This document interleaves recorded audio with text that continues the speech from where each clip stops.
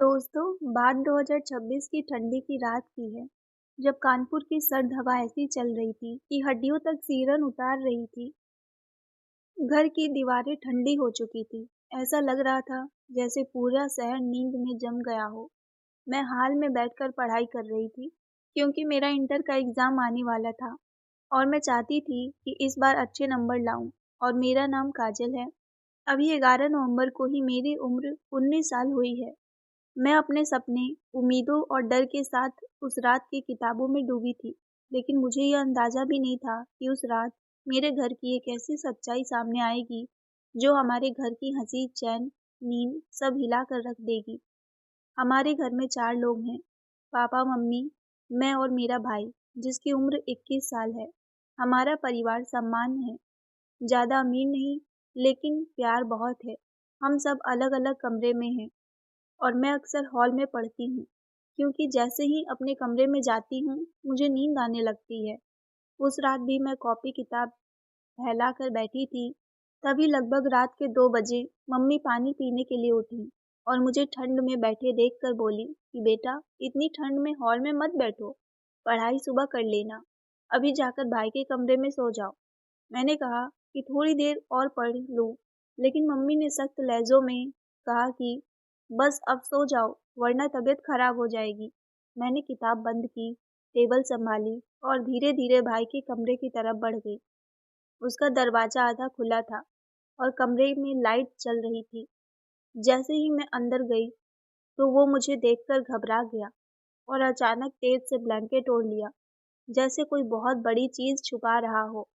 पहले तो मुझे हल्की सी हँसी आई और मैंने मजाक में कहा कि क्या छुपा रहे हो? मैं तुम्हारी बहन हूँ, मुझसे कैसा डर? लेकिन उसके चेहरे पर डर, पसीना, काँपती हुई सांसें देखकर मेरे कदम रुक गए। वो बोल ही नहीं पा रहा था। उसकी आंखों में एक अजीब-सा डर था, जैसे वो किसी गहरे अंधेरे में फंसा हो। मैंने उसे ज़बरदस्ती फ़ोन लिया, क्योंकि मुझे लगा था कि वो कुछ गलत देख रहा होगा। लेकिन जब मैंने स्क्रीन खोली, तो वहाँ कोई गंदी चीज़ नहीं थी, बल्कि उससे कहीं ज़्यादा खतरनाक सच्चाई थी। फ़ोन में ढेरों लोन ऐप्स थे, धमकी भरे मैसेज थे, बैंक के नोटिफ़िकेशन थे, कलेक्शन एजेंट्स की गालियाँ थीं, आवाज़ रिकॉर्डिंग्स थीं, जिनमें लोग कह रहे थे, पैसे नहीं दिए तो बदनाम कर देंगे, नंबर ब्लॉक कर देंगे, माँ-बाप के पास जाएँगे, रिश्तेदारों में बात फैला देंगे, फ़ोटो एडिट कर वायरल कर देंगे, कोर्ट केस कर देंगे। मेरे हाथ काँप गए। मेरी आँखों के सामने अंधेरे छाने लगा। मैंने काँपती आवाज़ में पूछा, ये सब क्या है? तब उसने सिर झुका लिया और अचानक फूट-फूट कर रोने लगा। उसकी रुलाई ऐसी थी कि दिल फट जाए। उसने कहा, दीदी, मुझसे बहुत बड़ी गलती हो गई। मैं बहुत गहरे डर में फँस चुका हूँ। उसने बताया कि पहले उसने टाइम पास के लिए ऑनलाइन गेम खेलना शुरू किया। फिर धीरे-धीरे बैटिंग में चला गया। शुरुआत में थोड़े पैसे जीते, तो उसे लगा कि ये आसान पैसा है। फिर हारना शुरू हुआ, तो हार पूरी करने के लिए और पैसे लगाए। फिर पैसे खत्म हुए, तो उसने ऑनलाइन लोन लेना शुरू कर दिया। शुरू में सब आसान लगा, फिर एक क्लिक में पैसे मिल जाते थे। फिर ब्याज बढ़ता गया, चैन लोन बनता गया, एक लोन से दूसरा, दूसरे से तीसरा, और वो इस जाल में फंसता चला गया। अब हालात ये भी थी कि हर रोज कॉल आते, धमकियाँ मिलती, गालियाँ पड़ती। वो डरता गया। रातों रात सफ़ेद बाल जैसे हो गए। वो अकेला इस दर्द में जल रहा था और किसी को कुछ बता नहीं पा रहा था। उसे लगने लगा था कि अब कोई रास्ता नहीं बचा। मैं ये सुनकर हिल गई, लेकिन अगर उस पल मैं टूट जाती, तो मेरा भाई पूरा टूट जाता। इसीलिए मैंने खुद को सँभाला, उसे पानी दिया, उसके कंधे पर हाथ रखा और कहा कि अब तू अकेला नहीं है, चाहे जितनी गलती हो गई हो, अब हम सब मिलकर इसका सामना करेंगे। पहले उसने हाथ जोड़कर कहा कि मम्मी-पापा को मत बताना, वरना वो टूट जाएंगे। लेकिन मुझे पता था कि ये बात छुपाने से नहीं, बल्कि बताने से ठीक होगी। उसी रात मैंने मम्मी-पापा को जगाया। मम्मी ये सुनते ही रोने लगी। उनके हाथ काँप रहे थे। पापा पहले शांत रहे, फिर भाई उनके पैरों में गिर गया। रोते हुए बोला कि पापा, मैंने बहुत बड़ी गलती कर दी। मैं आप लोगों के भरोसे पर खड़ा नहीं उतर पाया। आप चाहो तो मुझे घर से निकाल दो, लेकिन मुझे अकेला मत छोड़ना। पापा ने उसे उठाया, गले लगाया और बोला कि गलती की है तो मिलकर सुधारेंगे बेटा। जिंदगी किसी एक गलती से खत्म नहीं होती। उस वक्त लगा कि हमारे घर में विश्वास अभी जिंदा है। उस रात को हम सब बैठकर देर तक बातचीत करते रहे।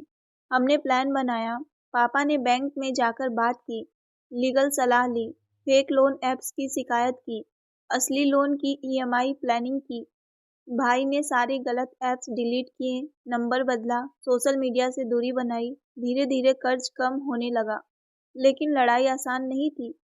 कई बार सिलेक्शन वाले बेइज्जत करते, कॉल करके डराते, मम्मी रो पड़ती। भाई कई बार टूट जाता, लेकिन इस बार वो अकेला नहीं था। हर बार हम उसका हाथ पकड़ते, उसे कहते कि डर से बड़ी चीज परिवार का साथ होता है। समय लगा, लेकिन हालात बदलने लगे। भाई ने नौकरी शुरू की, छोटी सी नौकरी थी, लेकिन ईमानदारी थी। हर महीने कुछ ईएमआई भरता, पापा सपोर्ट करते, मम्मी उसके लिए पूजा करती। मैं उसके साथ बैठकर उसे समझाती कि इंसान गिरता है, लेकिन उठता वही है जो हिम्मत रखता है। रिश्तेदारों ने ताने भी मारे, कुछ ने मजाक उड़ाया, लेकिन हमने किसी की बात पर ध्यान नहीं दिया, क्योंकि हमें पता था कि हमारी लड़ाई समाज से नहीं, परिस्थिति से है। धीरे धीरे कर्ज खत्म होने लगा, धमकियां बंद होने लगी, भाई की आंखों में फिर से चमक आने लगी। उसके चेहरे पर वो मुस्कान लौट आई जो सालों से खो गई थी। और आज जब मैं ये कहानी सुना रही हूँ, तो मेरे घर में सुकून है, चैन है और सबसे बड़ी बात समझ है। दोस्तों, इस कहानी से सिर्फ इतना सीखो कि बच्चे अगर अचानक बदल जाएं, ज़्यादा चुप रहने लगें, गुस्सा करने लगें, फ़ोन ज़्यादा छुपाने लगें, रात-रात जागें, तो उन्हें डांटो मत, उनके पास बैठो, उनसे बात करो, उनकी दुनिया समझो, क्योंकि आज के बच्चे बाहर से ज़्यादा मजबूत दिखते हैं, लेकिन अंदर से बहुत अकेले होते हैं। छोटी सी गलती उन्हें ऐसे जाल में फंसा देती है कि वो टूट जाते हैं। अगर परिवार साथ हो तो पहाड़ भी टूट जाता है, और अगर परिवार साथ ना हो तो इंसान अंदर ही अंदर खत्म होता जाता है।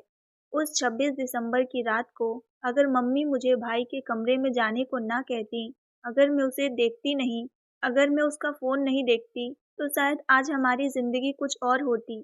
शायद आज मेरा भाई मेरे साथ ना बैठा होता। शायद आज हमारा घर खुश ना होता। इसीलिए हमेशा अपने घर वालों का ख्याल रखो, उन पर नज़र रखो, उन्हें अपना समझो, उनसे बात करो, क्योंकि कभी-कभी हमारी छोटी-सी मौजूदगी किसी की पूरी ज़िंदगी बचा देती है। जैसे उस रात मेरी मौजूदगी ने मेरे भाई की ज़िंदगी बदल दी। ये पूरी कहानी मेरी ज़िंदगी की सीख है, मेरा अनुभव है और मेरा संदेश है कि परिवार सबसे बड़ी ताकत है, भरोसा सबसे बड़ी दावा है और प्यार सबसे बड़ी ढाल है। बचा लिया। तो दोस्तों, ये थी मेरी आज की कहानी। कहानी आपको पसंद आई हो तो वीडियो को लाइक और शेयर ज़रूर करें, और अगर आप हमारे चैनल पर नए हैं तो सब्सक्राइब करना ना भूलें, क्योंकि अगर आप चैनल को सब्सक्राइब किए रहेंगे तभी आपको नई वीडियो की अपडेट आप तक पहुंच पाएगी। तो फ्रेंड्स, मिलते हैं फिर से एक नई कहानी को लेकर। तब तक के लिए कहानी को अंत तक सुनने के लिए आप सबका बहुत बहुत धन्यवाद।